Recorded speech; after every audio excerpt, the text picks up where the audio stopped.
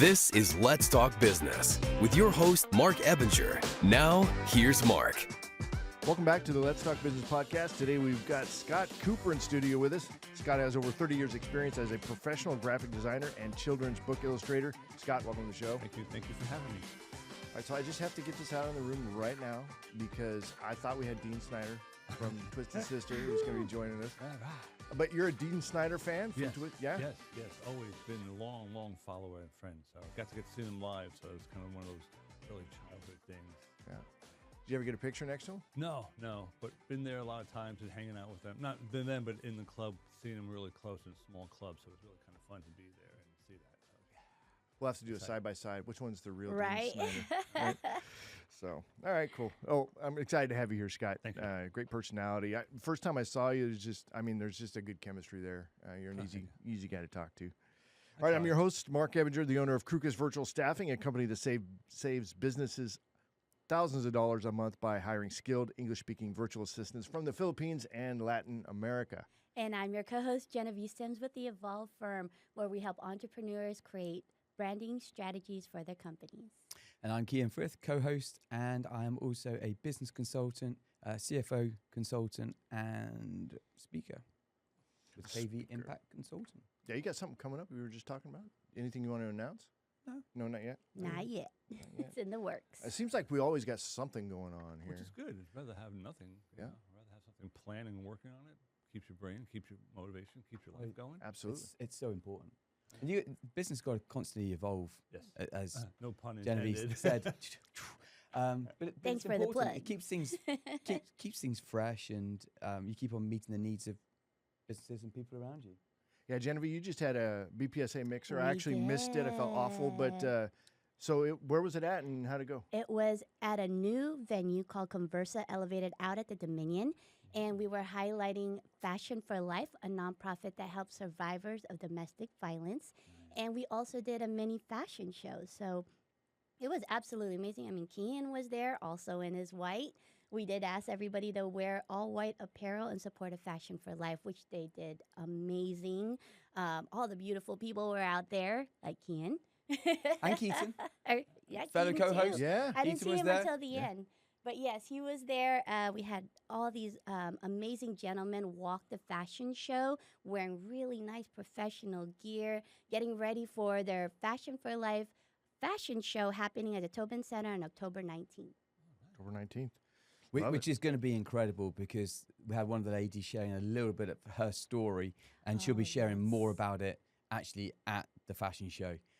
It'll be incredible. It's going to be a tearjerker and well worth going. Absolutely. And we have actually my son and her son will be walking the fashion show. Hey. So we're very excited. We're also Nice. holding auditions on June 22nd this Saturday So for if- that. So young gentlemen and Oh. older gentlemen, 13 and up, is available to audition. So they need younger gentlemen and you said older gentlemen? Or seniors. So I'm Mark, if you're almost- Mark available. can do it. Mark No. can do it. I think I'm not a senior Yes. until 65, though, right? Isn't that the Yeah. age? I So I mean, got no- 10 years. Oh, okay. Yeah. You're good find to that- go. I find that that's more of a mental question because, people, how old are you? You go mentally or physically? Mentally, it's how you think you want to behave. You understand your body is going to react a certain ways. But if Yeah. you do mentally, you feel 6, 7, 12, 14. You're going to have that spirit, have that childhood So, spirit. like how you act, to your point, right? So there's like, if you act more mature, then maybe you kind of get recognized as being mature. If Right. you act more like a kiddo, then, you get more of that. Kid, Why did he point to you, Kian? Why did he point to you? I want to know. That's totally me. I love being the kid in the room. Yeah? Oh yeah, because Be young. people they take you for it. My thing is like don't judge a book by its cover. Mm-hmm. They'll look at you, they'll assume who you are, what they do, and how you react. But then get to know the person. But I always tell people never forget the child within Yeah. because you got to have that spirit of love and want to do things and not have that adult, because I know being an adult is not the best part of life. There's sometimes to be a business person, when to be an adult, and sometimes when to have fun as a kid, because you can never go back, but at least you have that childhood and have that free spirit. Yeah. And I think actually from a mental health perspective, if you can still be young at heart Right. and have a young attitude and not overage too early, it's really good for you. I think there's some people, they get to maybe their 50s and their 60s and they're kind of giving up. Right. and there's then the premature aging, and it's not good for your mental health. And it's you to see the aging speed up. So Mark, I think you need to lighten up and drink some more margaritas. You gotta have that. Yeah, that's why I'd like to have 4 margarita machines at every event. Speaking of which, so there's standard. We're going to be hosting. My team's going to be hosting a B&I Mega Mixer here in San Antonio. I'm going to say it's not the first one probably, but it's going to be the first one of its kind because we do a great mixer. Obviously, from the Let's Talk Business podcast mixers that we've done in the past. And we're looking to do that again for B&I. So San Antonio has a B&I Mega Mixer coming up on Thursday, August 1st at Connected Co-working. I went and did a tour of the space over there. It's a great place. And that's actually where you office out of. I do. Right? Yeah. How long have you been officing out of there? A few months. Okay. Just a few months. The vibe seems really good. It's an incredible vibe. And from an art perspective, I don't know if you Yep, picked I up went on up to the art room and everything. The art they have up there is just extraordinary. It's very calming. It's great when you're working there. You just want to get away from the computer and the desk for a bit. Just walk the corridors. Wonderful. I mean, they really do create a great exhibition on a periodic basis. So this podcast is taped up in Venture X Northwest, right? Which that's a co-working space. It has a different feel than Connected. And then we've done our Let's Talk Business podcast mixer over at Project Cowork. Again, different feel. So these places all have a different feel to them. You know, if you're looking for office space, go visit each one of them, find out which one works for you, and go for it. But yeah, so Thursday, August 1st at Connected Coworking. So it's a professional business mixer where business owners, entrepreneurs, and networkers can get to know each other and expand their business network. There are 17 B&I chapters here in the San Antonio area and hundreds of B&I members who make it their priority to network and build each other's businesses up. This is something that's different about, something like B&I. There's a different attitude. People go there, they're ready to actually help each other make connections and build each other's business up. Mm-hmm. So when you're out networking, when you're around people who know how to network, it's a different experience than if you just go to a mixer where it's just a confab of whoever, and you never know who you're going to meet on networking, but B&I members generally know how to network, so it's a different experience altogether. So we're going to bring all 17 chapters together. We're going to have a mega mixer, 150 people all in the same room. So if you'd like a chance to meet these folks and network with them, head on over to crukus.com to get your tickets. That's CRUKUS.com. And there's only 150, and they are going to go fast. Which is good. I think it's a good size. You're not overwhelming everyone, having so many people. You're limiting the number for that amount of people in there. So to network a little easier that way. Yeah, and plus we're going to have the social lubricant, right? We're going to have 4 margarita machines, right? We're going to have a professional photographer already there. Matt Roberts is going to be taking the photography there, and then we're going to have Indigo Film. Is actually, I was just letting them know, hey, this is going to be going on in case they want to go, and they're like, hey, we want to do the video production stuff for the event. So they're going to be capturing. So there's going to be a lot of content that comes out of that, which is what I love. It's like it didn't happen if you don't get content out of it. You know what I mean? So anyway, it's going to be a great time. Really looking forward to it. Hope to see you guys all there. But I would get your tickets ASAP if you haven't already got mine them. Already. Right. My man. All right. So Scott, tell me a little bit about your background. I know you and Jenevy has learned from you at some point or whatever, but kind of walk me through your career, how you ended up where you're at, because you do have an interesting background. Yeah, I do. Well, don't get cocky. No. Well, I'm sorry. I do have an interesting background. We can't have 2 of them in the room. No, I have 2 professional backgrounds, meaning when I was out in LA, I went from where the design went from traditional paste up to mechanical to digital. So I've been around over 30 years, seeing how the industry evolved, right? And seeing how it evolved from Photoshop 1 to now, right? And then going from there and seeing all the trends and all the software and everything else.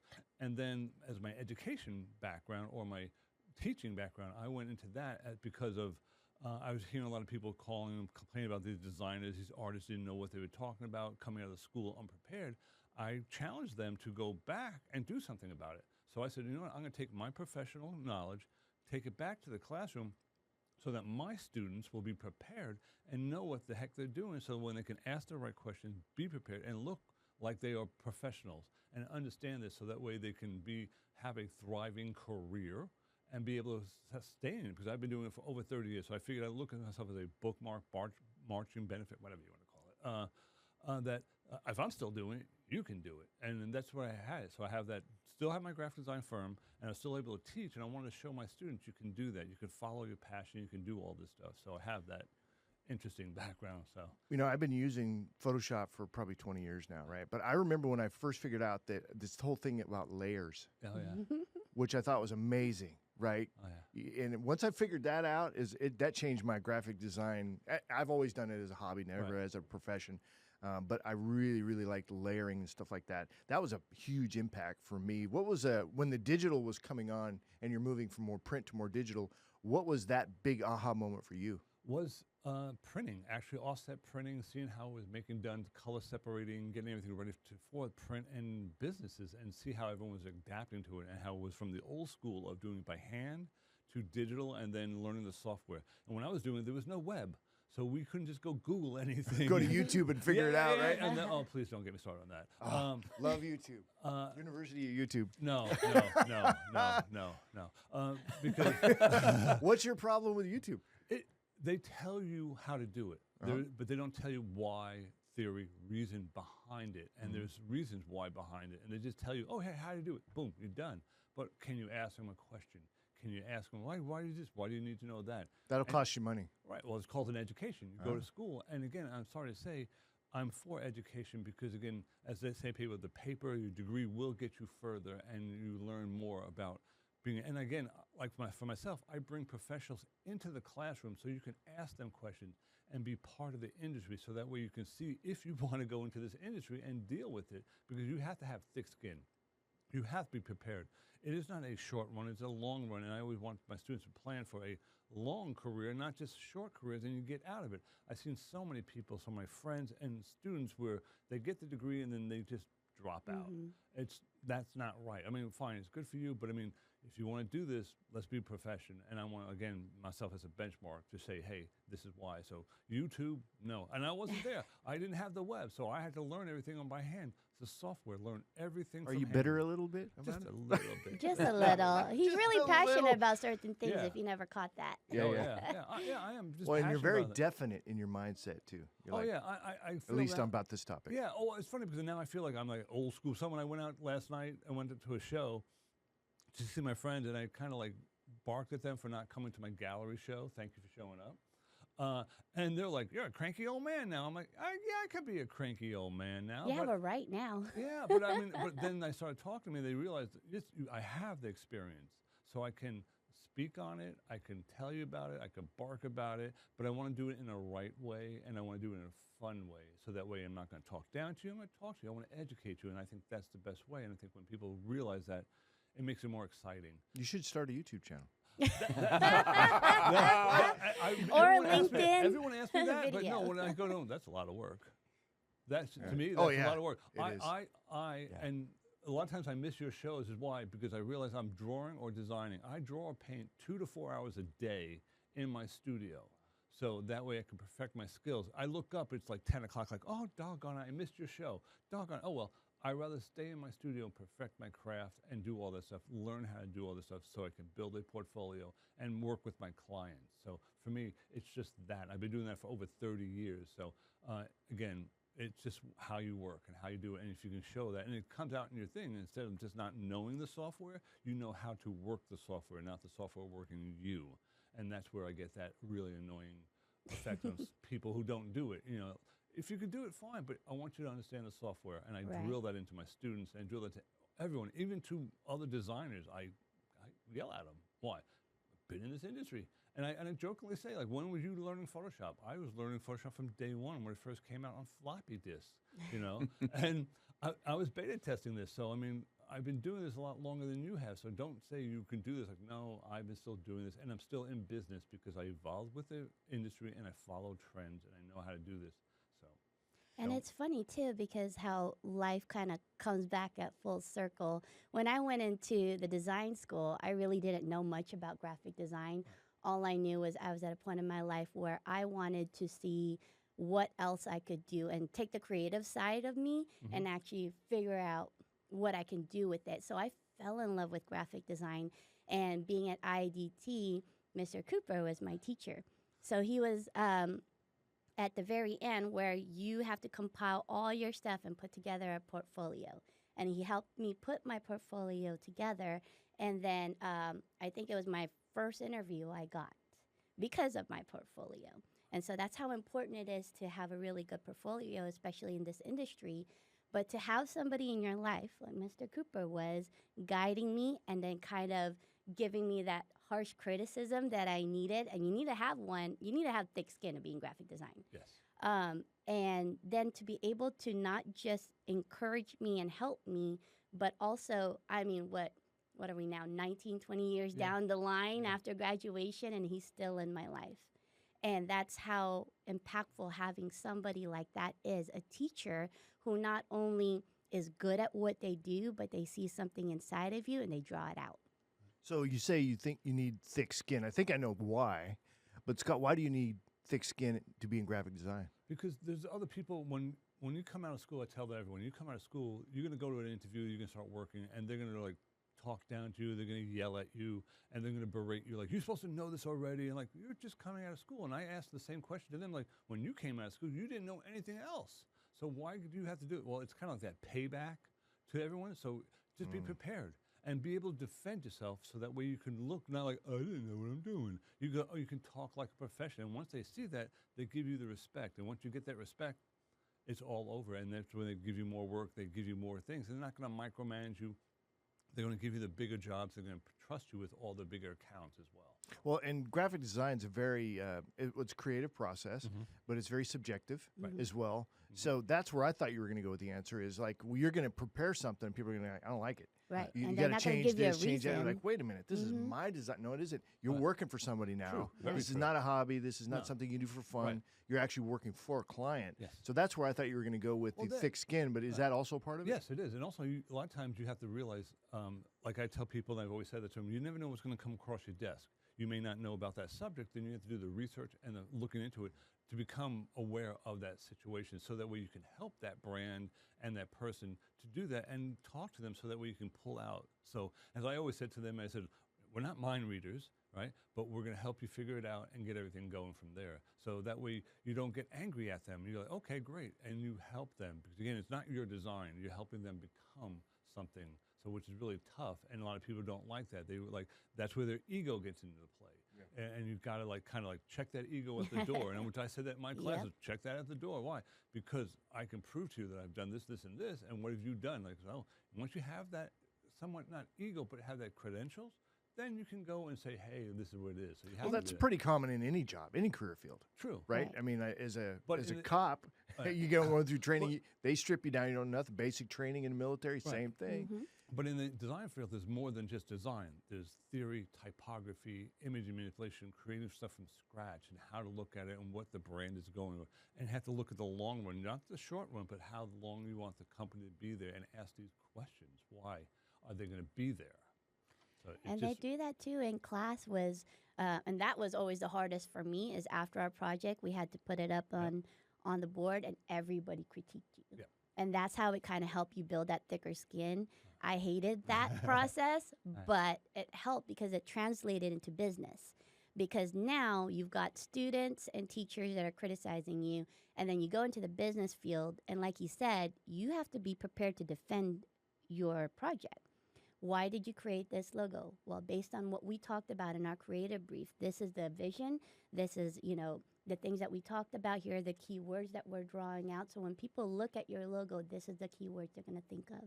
And it just helps translate into everything that you do, being aware, self-aware, and also knowing how much work you put in there, because you're going to get it a lot of times in our industry where they're like, I just don't like it.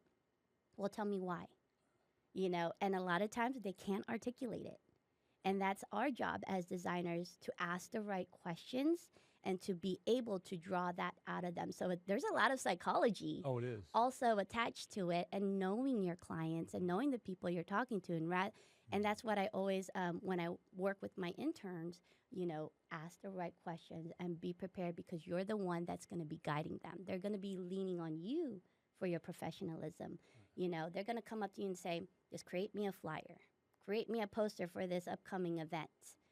I don't know what I want, just do it, So how do you ask the right questions without being offensive? These are all part of, the process of creating something. And it's not just one thing. Like Mr. Cooper said, you have to think long term.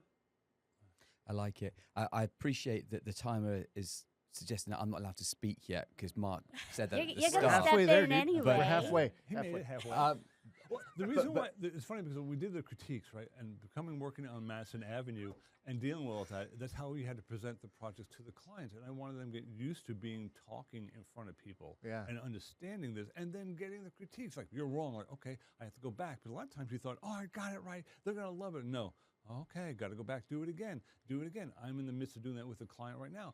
Third round of logos, and hopefully that she will find it and deal with it. But I'm like, okay, we'll go and we'll see how it goes. But you got to have that thick skin and have that confidence. Like, I'll get it or I won't get it. But you have to have fun. But it's a really interesting industry, isn't it? It's evolving and changing a lot. We talked about technology. I know we're going to talk about AI and so forth as well. You're in a very, very competitive environment. Right. It's very difficult. You're getting the creative training and education. Mm-hmm. You're being equipped with the thick skin, and I know what it's like. Oh, in Bible college, we had to critique each other on speaking engagements and so forth, and it's painful at times. I get it.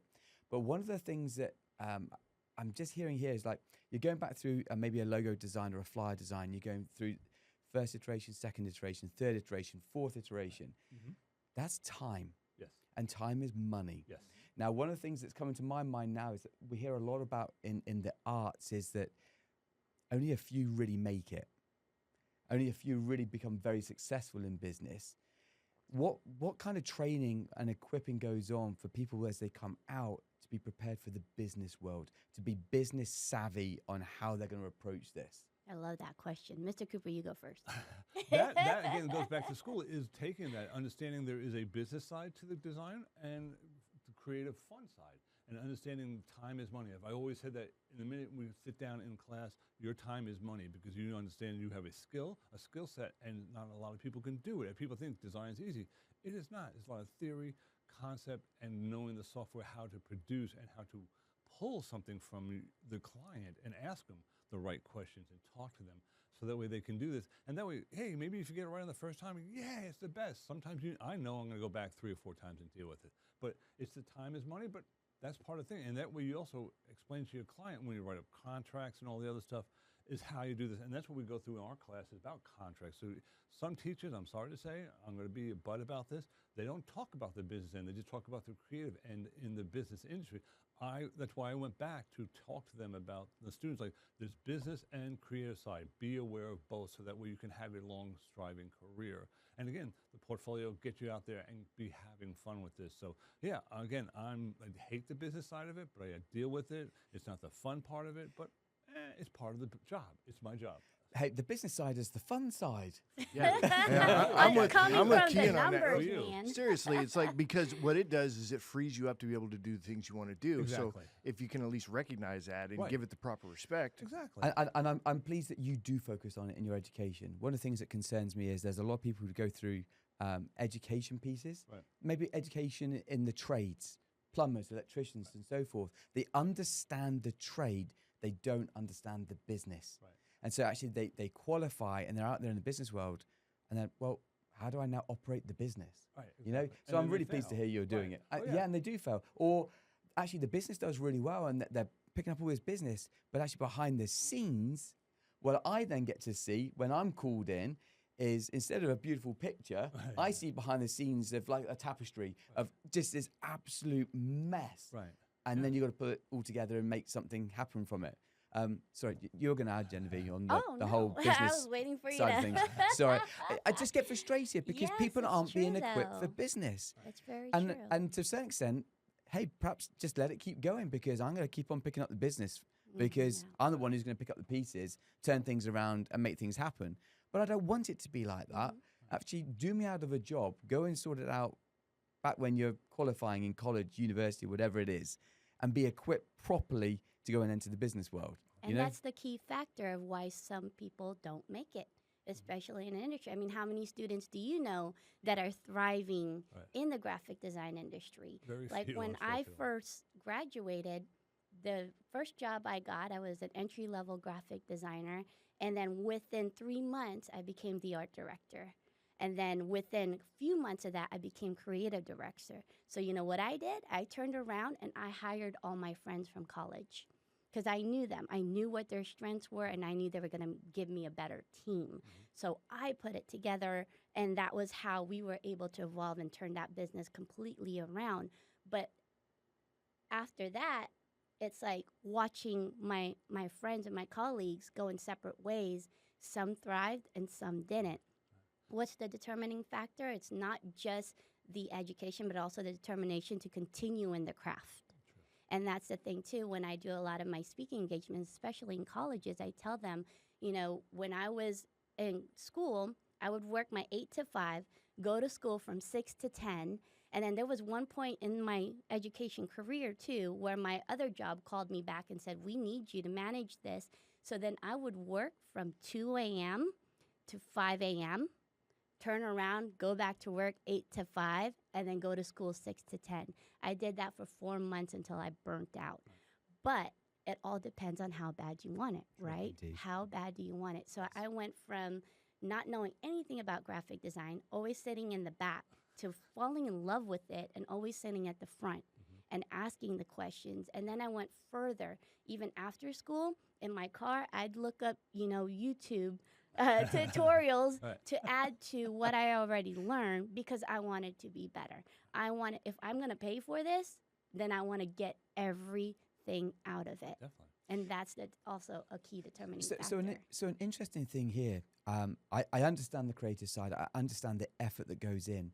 How do you put across then the value of that to your clients that they then grasp the value? Because these days, too many people think that actually graphic design, logo design, etc., they can just go on the internet, put it in what they want, and bang, it'll come back. So then, and that's just for a few dollars. Right. Coming to work for maybe people like yourselves is maybe a little bit more expensive because you have a skill set. But people go, I don't understand the value. So how do you bridge that? Well, they say, if you think it's expensive to hire a professional, get an amateur, right? And when I first started building my business, my first few clients was fixing somebody else's mistakes, from their websites to their branding. I had one client, they got sued because their designer from Fiverr built a logo that was somebody else's. And it was used actually in all different countries and a few other states. All that was changed was the name. And so they got sued for it. So it was a very costly mistake. So he's like, I'm willing to invest, and we got something way better. The other part, too, is that people are like, let's hire all these big agencies to build our websites. But the thing about that is they don't get control over their website. So guess what? It's going to cost you a monthly maintenance to keep making those changes on your website instead of, having these professionals build it for you, and then they hand the keys over once everything is built. That was one of the things that we did with our company to make it different. It also, again, is in your portfolio, showing what you can do, and it's telling the skill set. Let them know what you can do. But again, you're going to get what you pay for. It's simple. I just went through that with a client. She gave me a logo, and I was like, well, okay, I have to rebuild it. I have to charge her. Like, how much? I was like, this is my starting price.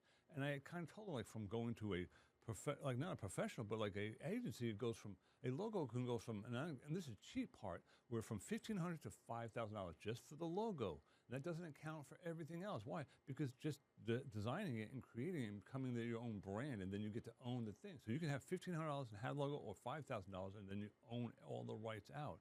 And understanding that and telling the client that, and not have to coming back and redoing it again and then paying for it again. This is where a educated designer tells the client that, sure, you're going to go from Fiverr, but you're going to pay for what you get. And that drives me nuts. And that's what drives me nuts these days because of that everyone, and I even say that in class, when we started, like, everyone gets a laptop. I'm a graphic designer now. No, you're not. Do you know the software? Do you know how to handle it? There's a lot of theory and concept for this, so that way you can do this and prove your worth, because not everyone can do this. Everyone thinks they can do it, but not everyone can do this.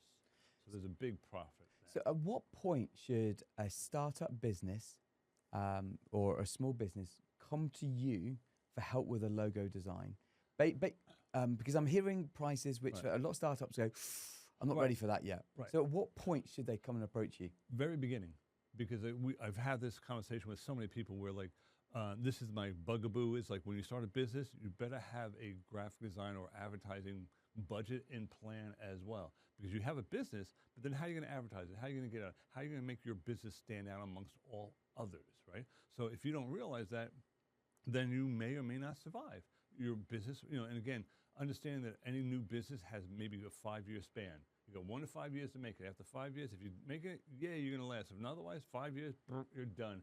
And then you just spent 5 years and a lot of money of trying to make your business work.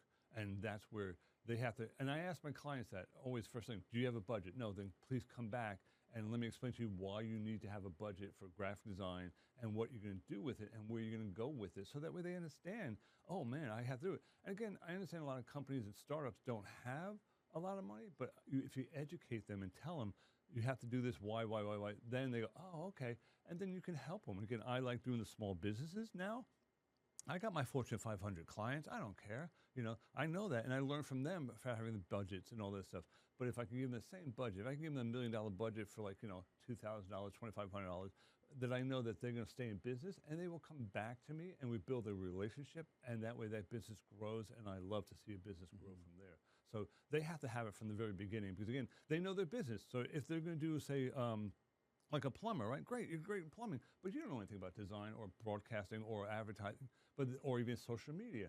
But this is where you have to explain to them, this is part of the whole business plan as well. So you need to know that right away. Definitely. So hopefully you get recommendations and people pass along to you. But a lot of times they think at the last minute, they come at the last minute like, oh man, I didn't know that, because they're putting all the money into the business. I understand that, but at the same time, how again you want your business to stand out. Well, what are some of the selling points of proper logo design that you would hit on for a small business owner? Mine is like colors. I'll ask them like what they do like, what they don't like, and I want to see, and then we talk about what you like and what you like. Oh, what do you like about their logo and compared to what that could stand out different from everything else? So that way we can now change it. We can go the opposite direction. So again, I'm the guy who thinks outside the box. I'm the crazy one, right? Because I'm always going to look at things differently because I know that I've been in the industry so long and doing this for so long that, again, everyone wants their business to stand out. How do you stand out?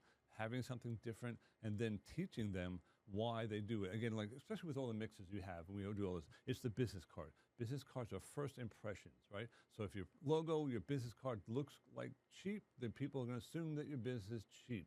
So you have to have that. Even though if you're starting out, you got to look like you've been in business for years, even though you've been in business for 6 months. So that way people feel trusting and they can feel comfortable with you, with their business and building that relationship. So it's very tough to do this. So that's a selling point then, is to create that trust factor quickly with your logo branding. Yes, and to stand out, because everyone wants that. Everyone wants to stand out and be successful. Well, then a lot of people are afraid to stand out or take that plunge or that different look or feel to it, because they want to be, well, I want to stay with the traditional. Well, that used to be a great way in the old days, but nowadays with social media and everything else, it's different. Again, with digital business cards, regular business cards, how do you stand out? How do you make a lasting impression?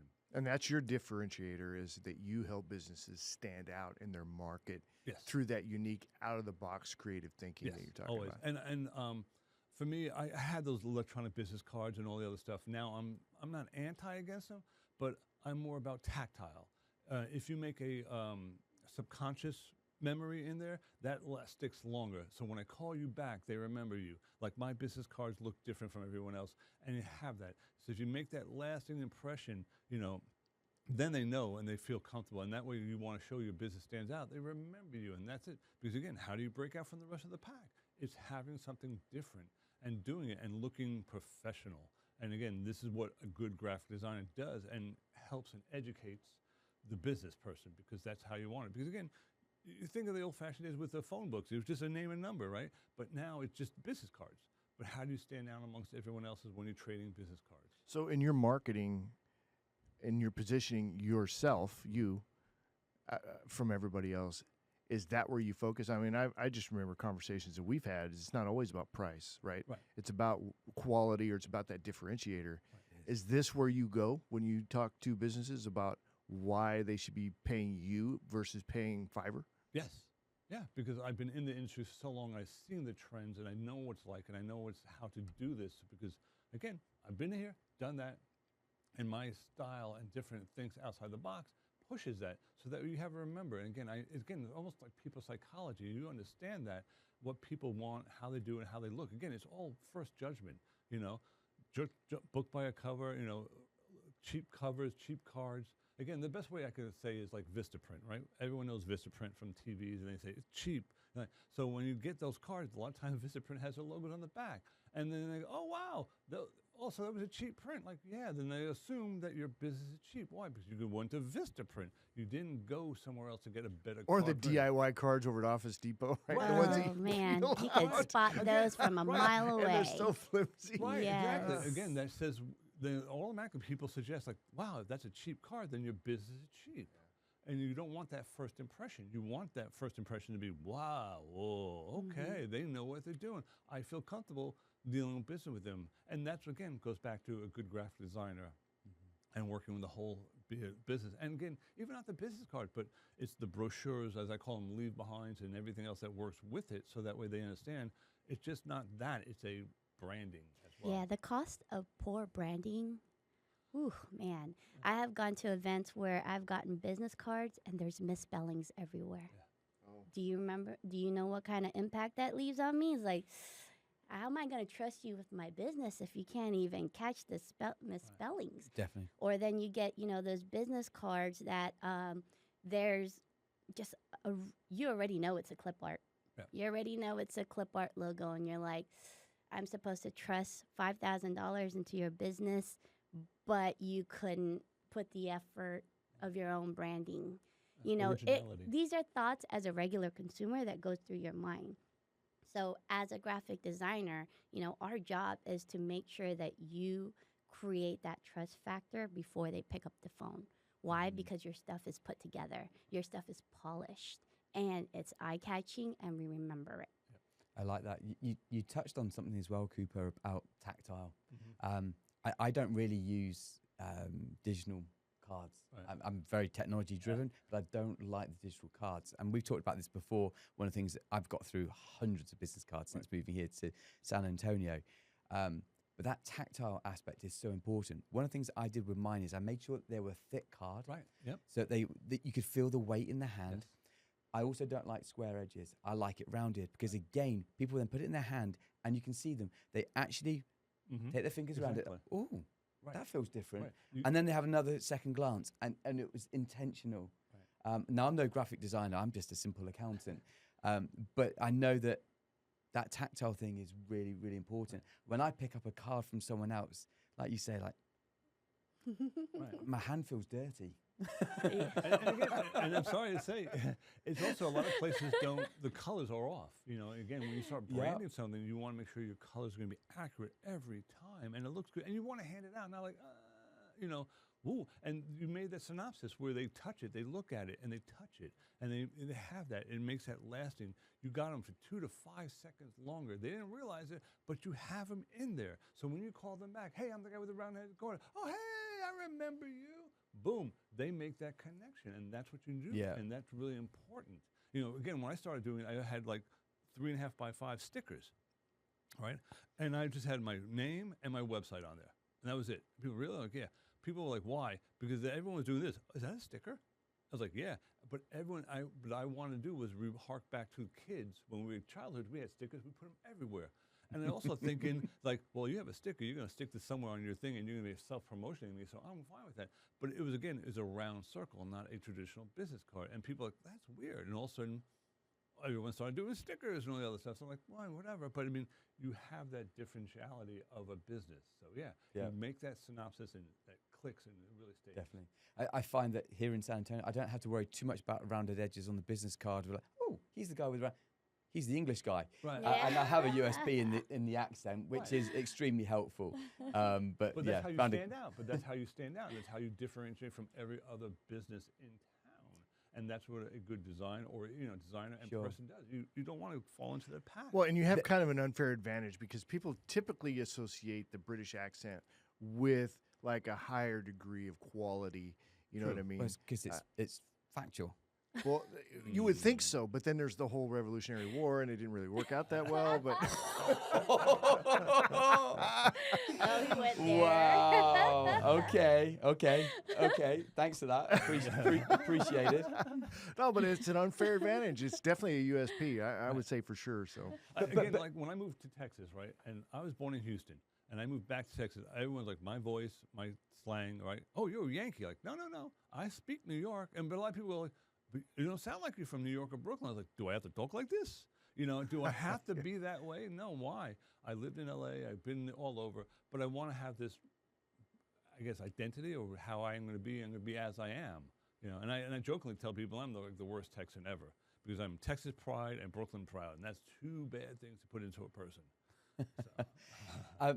One of the things I love with what both of you are doing is basically trying to draw out a USP and a market-dominating kind of position, working towards it.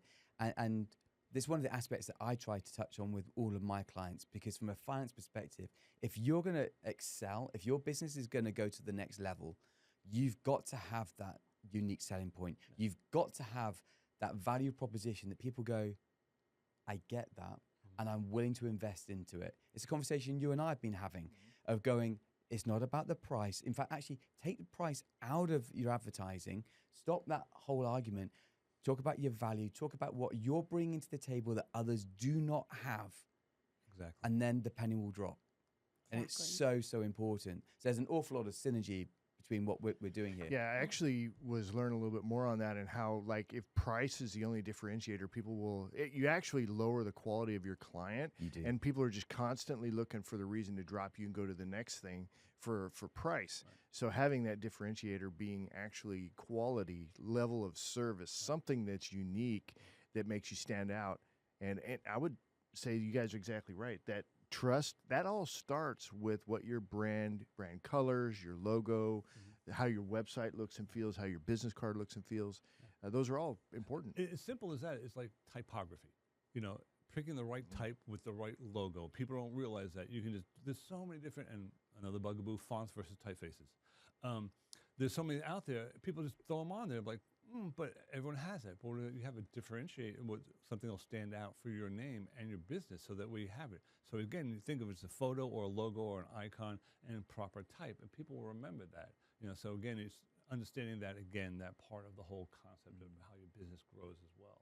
And then also part of our industry, one of the things that I really drive into with our college students is knowing how to do a proper creative brief. So talking about how to draw that out of a business owner. Now, they're coming into a business with the mindset of, I've got a solution for this problem. And so they're starting a business doing what they know best. As far as the branding side, they're going to trust a professional, right? So how do we draw that logo out? We do what's called a creative branding. This is how my company does a creative strategy. We ask very intense questions. So when I'm doing a creative strategy like I did with Heather, I ask for an hour and a half of their time. And I ask some very intense questions, not just why are you doing what you're doing, but I'm asking really what you're trying to get out of this business. Because if money is the only driving factor, then maybe I'm not the person to help you. But if you're actually going to provide a real solution for our community, I can help you. But I need to know why. And then I'm going to ask them really intense questions, and this is what is going to separate a professional from an amateur, is out of that creative brief, were you able to draw something out of that business owner to create a very purposeful brand? Because if not, that means you didn't ask the right questions. That means you did not get them to that moment where they're so passionate about it and they are so ready to go. Instead, you're just asking regular mundane questions that could have been pulled off any Fiverr agent. But if you're able to pull that real story out, then you can actually create a purposeful brand that will launch their business. That's what separates a professional from an amateur. And those creative briefs are so, so important. And that's why it's when you're talking to any business owner, I ask them, have you had a creative brief with anybody before? Have you had that marketing strategy? And what did you get out of it? Oh, just a logo is just an icon? Then that wasn't the purpose of that. That wasn't what you're supposed to get out. Because out of every creative branding strategy that I have, every business owner is so pumped up. And now we just reactivated a whole new level because my job is to get what's up in here and make something tangible and visual. I love that. That's absolutely beautiful. I want to pull this through, and this may be slightly controversial, so I apologize, Cooper, in advance. That's fine. But obviously, AI is developing extremely fast, and where it's going, it's pretty phenomenal to a certain extent. True. It's scary from another angle. True. Are you guys starting to do some re-education to prepare yourselves for a new career as you get taken over by AI and graphic designers and your agencies are no longer required? I'll go first. Yes, I'm not afraid. I've been beta testing AI for a while, so I knew it was coming. So I kind of use like an analogy of when stock photography came out, and people were like, "Oh my God, photography is dead." No, it just melded into the design industry. So same thing with AI. But if you use it in a creative way, like for me, if you see my post where I just did my children's book, I've made AI backgrounds for it so I can go to the publishers, thank you for Ms. Sims about teaching me about that, so that way I can show how it would look inside this. So instead I didn't have to hire a photographer, I generated some AI images, put the thing in there and showcase it that way. So again, there's two ways I look at it this way. You can use AI, great. That's fine. Sometimes you need it, sometimes you don't. But I always think you need to know how to make it from the beginning, from the scratch. And that way, again, you know all about the software. And that way you run the software doesn't run you. But again, AI it's nothing bad. It's just a new way of doing it. And I jokingly call them AI people prompt artists. They're going to be just people just putting in prompts and doing like that. So I sit home and practice writing prompts, which I'm not the greatest. Well, but there's a human element to storytelling. Yeah. That will always be around. Oh yeah. Being able to have something like Photoshop, Right. for example, is great, Right. but there's still a human element to what the outcome is, whatever the product is that ended up on the website or the business card or whatever. There's a human element to it. I don't think that will ever go away. No. And is that maybe the same like with a creative brief? Because people who are very good at prompts now, they can start to do the prompts in to AI. Are they going to get the same feedback that you would get by doing the creative briefs in your way, your style, with your years of experience? No. I mean, if anybody who's ever played with AI, you'll see that real quick because sometimes it'll take you 3 or 4 times writing the prompt out just to get the answer. Or you start piecing together like the answer from that one to that one to that one. Let me put it together. Here's this. So I never look at AI as competition, more as a tool to help us become better.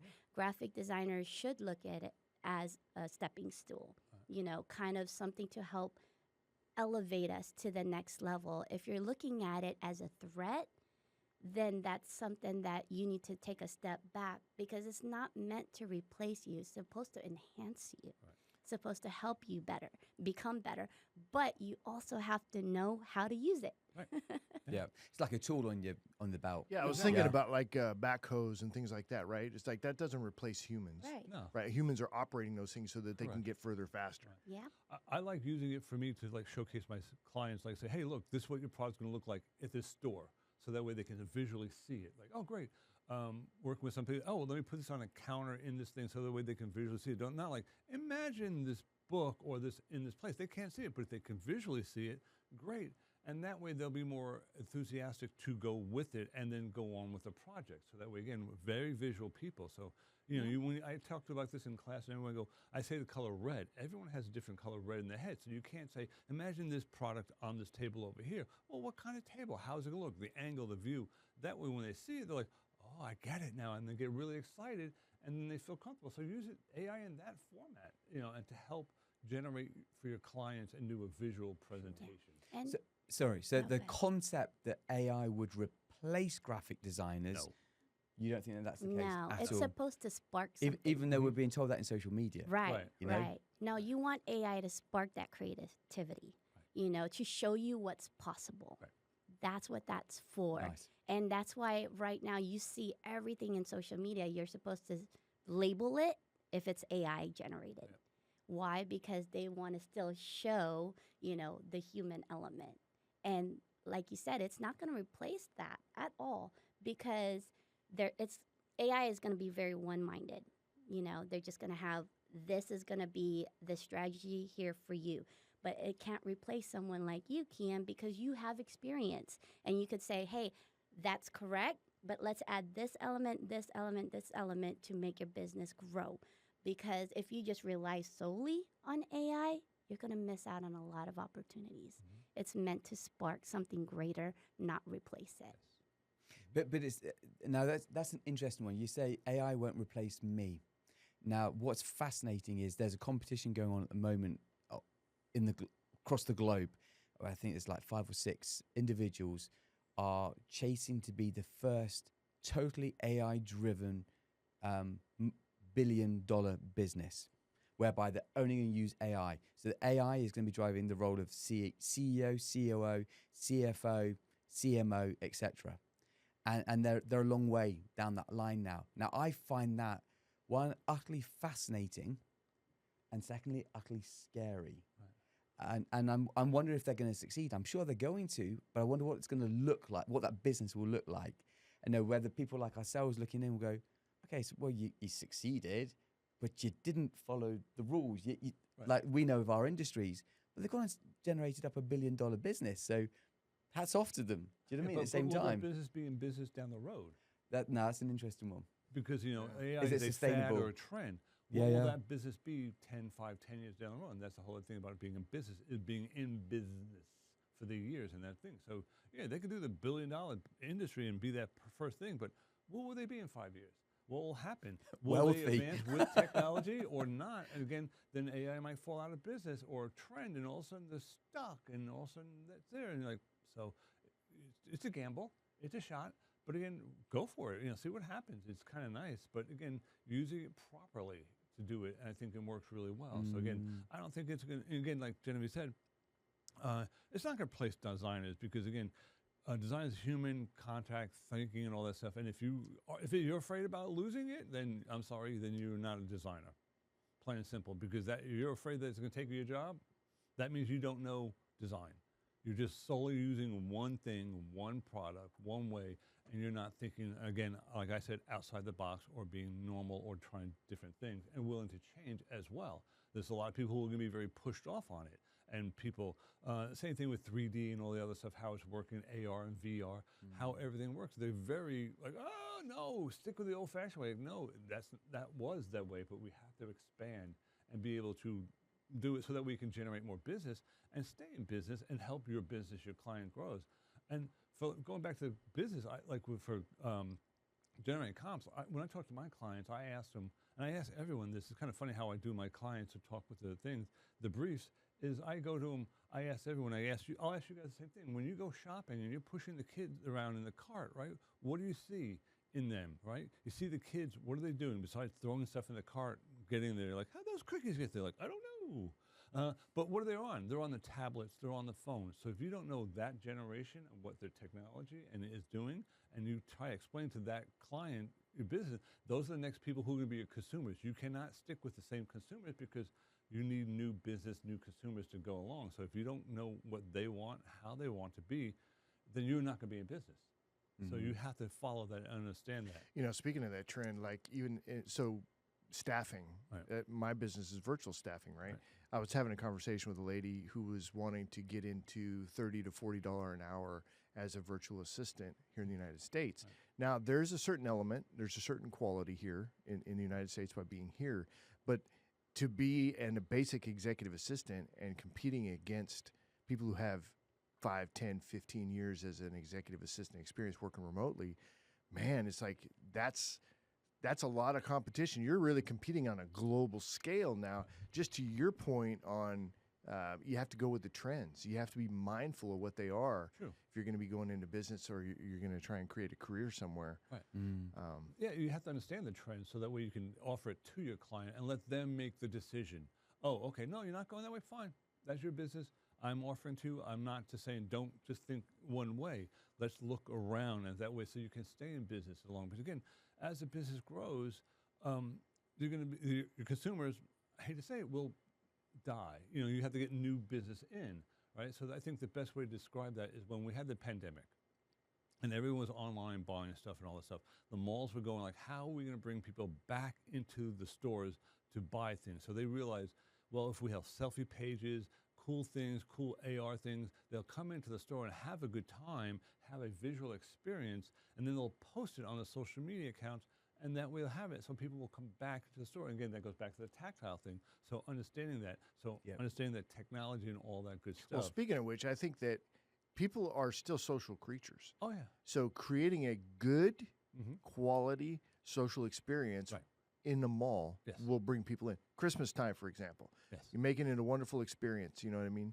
Not having groups of thug kids hanging out there and dilapidation going on. Create a good experience if you want to draw people in. People are still hungry for those social. That's it's two different types of people. Some people love to buy online. Some people don't like to be online. So you can't tell. You can't just market to those people. You have to balance that out for everyone. So you have to have that wide, broad view of that, so that way you can keep all the consumers. So you're going to have some consumers who will buy online, some who want to come in the store and do that. So if you're going to narrow that just to the online people, that's fine, but then you're losing out on all the other people, and that's not a smart business person. Well, it's like the grocery shopping now, right? It's you get you pull up and you order ahead of time. Exactly. Or you can go into the store and walk around. Right. So how like HEB, how they did that. You can order online, pull up, and get it, or you can walk in there. They realized that's a great new business way. We can't just cut everyone out.